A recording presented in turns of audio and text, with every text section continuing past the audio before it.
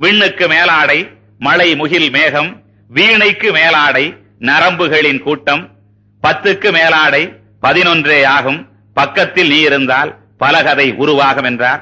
ஒருவன் எழுந்தான். என்ன என்று கேட்டார். ஒரு சந்தேகம் என்றான். உனக்கு இருப்பது தேகமா இல்லை சந்தேகமா என்றவர் கேட்டார். அவன் விடவில்லை.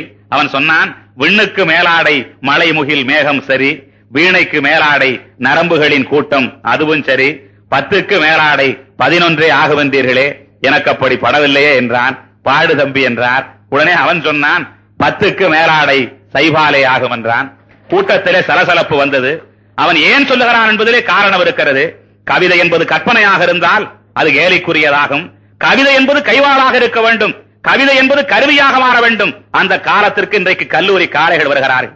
உடனே அவர் சொன்னார், எச்சில் என்று ஒரு பாட்டு, கூடையோ குரத்து எச்சில், குழந்தைகள் பெற்றோர் எச்சில், பால் தயிர் இடைச்சி எச்சில் என்றார். எல்லோரும் சத்தமிட்டுக் கொண்டே இருந்தார்கள். மாணவர்கள் எவ்வளவு மகத்தானவர்கள் என்பதை அந்த மண்டபத்திலே பார்த்தேன். பெண்மக்கள் எல்லாம் முன்பாக இருக்கிறார்கள். பின்புறமாக இருக்கிற இந்த ஆடவ பிள்ளைகள் எல்லாம் பின்னாலே இருந்து கொண்டு இப்படி குறிதவராமல் அவர்கள் மீது காகித கணைகளை எரிந்து கொண்டே இருந்தார்கள்.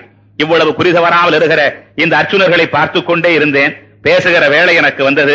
நான் அப்பொழுது சொன்னேன், மாணவர்களே, உங்களை எல்லாம் வாழ்த்துகிறேன், உங்களை வரவேற்கிறேன். குறிதவராமல் எரிதுவதில் நீங்கள் இவ்வளவு வல்லவர்களாக இருப்பீர்கள் என நான் நினைக்கவே இல்லை. நீங்கள் சட்டக்கல்லூரியில் நான் படித்த காலத்தை எனக்கு நினைவுபடுத்துகிறீர்கள். உங்களுக்கு நன்றி. நான் கூட இவ்வளவு குறிதவராமல் எரிந்ததில்லை. இப்படி எரிகிறீர்களே, உங்களை பாராட்டுகிறேன். நீங்கள் அல்லவோ வீரர்கள். புறநானூற்றிலே போர் மறவர்கள் எல்லாம் வில்லை இது வேலை இது தமிழ்வானத்தை காப்பாற்றி வந்தார்கள். இன்றைக்கு எரிவதற்கு வில்லுக்கு எங்கே போவது, வேலுக்கு எங்கே போவது என்றுதானே காகித கணைகளையாவது எரிந்து தமிழர்களின் வீரத்தை நீங்கள் தொன்று தொட்டு பாராட்டி வருகிறீர்கள். வீரத்தை வெளிப்படுத்துவதற்காக அல்லவா நீங்கள் இந்த காகித கணைகளை எரிந்தீர்கள் என்று கேட்டேன். அந்த மாணவர்கள், இன்றைக்கு சொல்லுகிறேன், இன்று வரை அந்த கல்லூரியில் எரிவதை நிறுத்திக் கொண்டிருக்கிறார்கள். இந்த மாணவர்கள் மகத்தானவர்கள். நீங்கள் சாதாரணமாக எடை போடாதீர்கள். நான் அந்த காரணத்தாலே தான் தொடங்குகிற போதே குழந்தைகளை தொட்டேன். இப்போது மாணவர்களிடத்திலே வந்து நிற்கிறேன். எவ்வளவு அருமையாக சிந்திக்கிறார்கள். நீங்கள் நினைத்து பார்க்க வேண்டும். ஒரு மாணவன் வந்தான், ஒரு கவிதை படிக்க வேண்டும் என்றான். உங்கள் கல்லூரி உங்கள் வளாகம் படிக்கலாம் என்றேன். அவன் படிக்கிறான். இப்படி எட்டி பார்த்து கொண்டு அவன் தோழியை பார்த்து படிக்கிறான். என்னடி வசந்தி, என்னடி வசந்தி, நீதான் சைவம் என்றாயே, பிறகு உன் முகத்தில் ஏன் 2 மீன்கள் துள்ளுகின்றன என்று படித்தான். இது கவிதையாக உங்களுக்கு படவில்லையா? இது கைவாள் இல்லை, கருவி இல்லை, ஒத்துக்கொள்ளுகிறேன். ஒரு மினுக்கு தெரிகிறதே, அதிலே கவிதையினுடைய ஒரு வேர் தெரிகிறது, ஒரு விதை நெளிவது எனக்கு தெரிகிறது. மீண்டும் சொல்லுகிறான், வசந்தி வசந்தி, என் தலை கலைந்து கிடக்கிறது, எங்கே உன் கன்னத்தை காட்டு என்று மாத்திரம் சொன்னான். அப்படி சொன்னதற்கு என்ன காரணம்? ஏறத்தாழ 1000 ஆண்டுகளாக நமது புலவர் பெருமக்கள் எல்லாம் பெண்களின் கன்னம் என்றால் கன்னம், கண்ணாடி, முன்னாடி, நின்னாடி, தள்ளாடி. இந்த தள்ளாடி என்று எழுதுவதிலே தள்ளாடி விழுந்து விடுவார்கள். இந்த கன்னத்தை கண்ணாடி கண்ணாடி என்று சொல்லி கன்னம் உடையவில்லை, ஆனால் கண்ணாடியை உடைக்கி நொறுக்கி கூழ் கூழாக்கி விட்டார்கள். ஆகவேதான் அந்த கண்ணாடி என்பதை பாவேந்தனும் கூட சொல்லுகிறான். ஆகவே அப்படி நாம் சொல்லக்கூடாது என்று கருதுகிற திறன்மிக்க ஒரு காலை தான் இன்றைக்கு சொல்லுகிற போது என் தலை கலைந்து கிடக்கிறது, எங்கே உன் கன்னத்தை காட்டு என்கிறான். சின்ன சின்ன பொருள்களிலே அருமையான சிந்தனையை விதைக்கிறார்கள் என்று சொன்னதும் செஸ்டர்டன் அப்படி எழுதியிருக்கிறார் என்று சொல்லத்தான் இந்த நாட்டு பெருமக்களுக்கு வருகிறதே தவிர நமது பிள்ளைகள் எவ்வளவு அருமையாக சிந்திக்கிறார்கள். ஒருவன் வந்தான், என்னிடத்திலே தெரிவித்தான், நான் ஒரு பாட்டு எழுதி இருக்கிறேன் வெங்காயத்தை பற்றி என்றான். வெங்காயத்தை பற்றி பாட்டா என்று கேட்டேன். சார், நீங்கள் இப்படி கேட்டால் நான் பெருங்காயத்தை பற்றியே சொல்லுவேன் என்றான். நான் சொன்னேன், இதுவே காயம், பெருங்காயம் வேண்டாம் தம்பி, வெங்காயத்தை பற்றியே சொல்லுங்கள் என்றேன். உடனே அவன் சொல்லுகிறான், வெங்காயமே வெங்காயமே, நீ அல்லவா காந்தியவாதி, உரிக்க உரிக்க சும்மா இருந்து விட்டு பிறகு உரித்தவனையே அளவைத்து விடுகிறாயே, நீ அல்லவா காந்தியவாதி.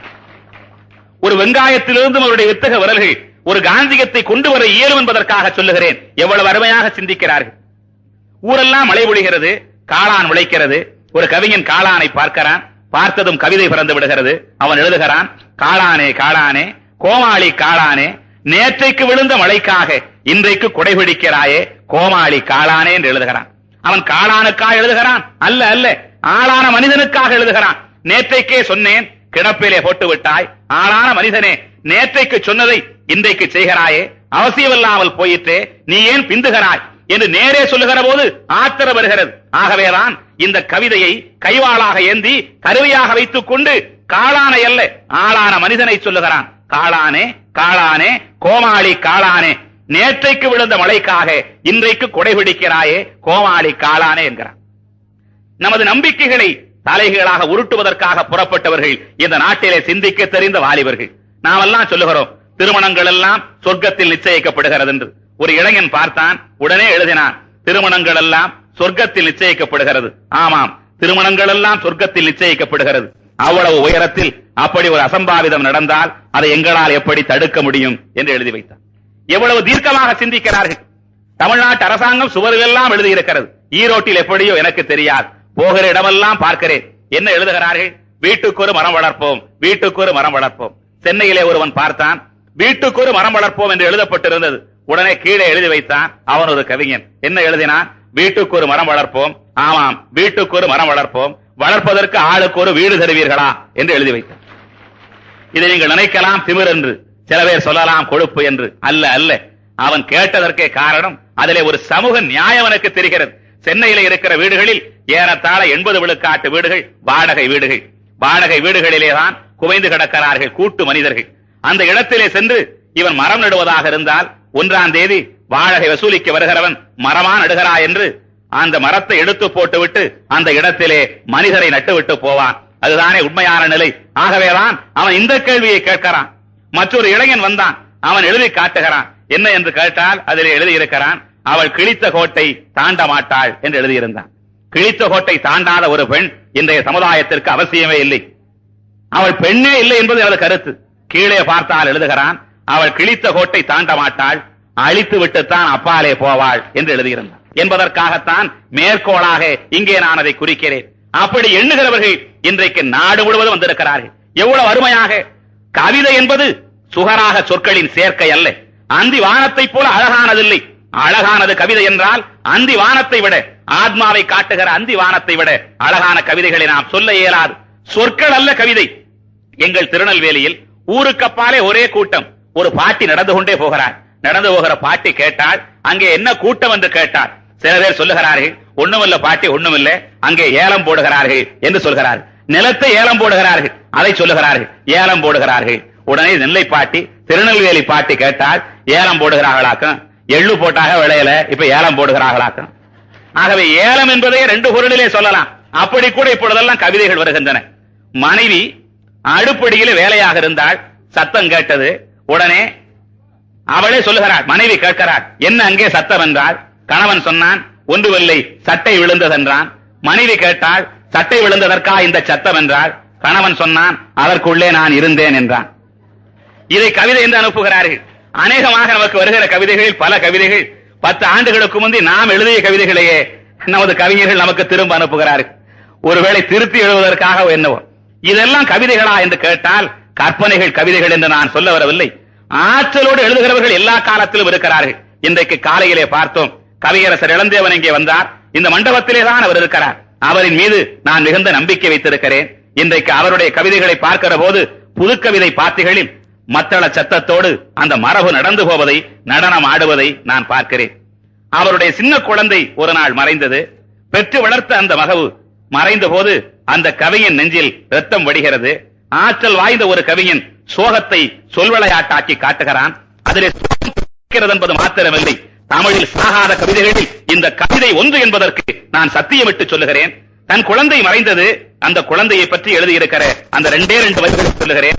இளந்தேவன் கவிதை என்றைக்கும் வாழுகின்ற நல்ல கவிதை, வரலாற்று என்பதால் சொல்லுகிறேன். அருமையான வரிகள். என்ன எழுதியிருக்கிறார்? சின்ன குழந்தை மறைந்த போது கண்மூடிய போது எழுதுகிறார், சீரடியில் மண் ஒட்ட சினக்கின்ற நான் தானா, ஈரடியில் குழி வெட்டி இறக்குதற்கு சம்மதித்தேன் என்று எழுதினார்.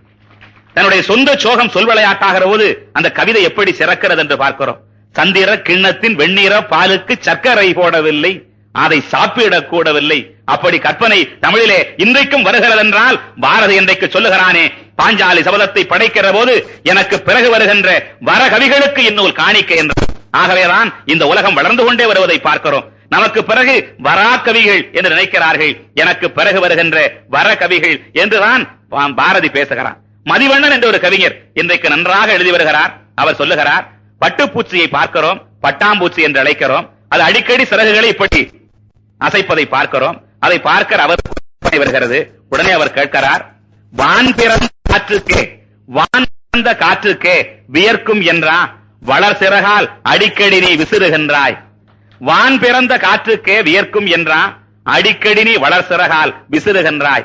நான் பிடிக்க நீ பறந்தாய் அன்று என் நற்றமிழ் சோர்வலையில் வீழ்ந்தாய் இன்று என்று எழுதுகிறார். அப்படி சிந்திக்கிறவர்கள் இன்றைக்கு இருக்கிறார்கள்.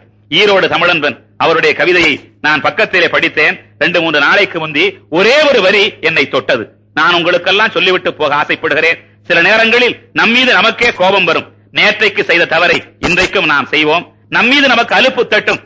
இத்தனை ஆண்டுகள் ஆகி இந்த தவற்றிலே இருந்து நம்மை நாம் திருத்திக் கொள்ள இயலவில்லையே என்கிற ஒரு நிராகரிப்பு நமக்கே வரும். அந்த நேரத்தில் இந்த 2 கவிதை வரிகள் எவ்வளவு அருமையாக சொல்லுகிறான்.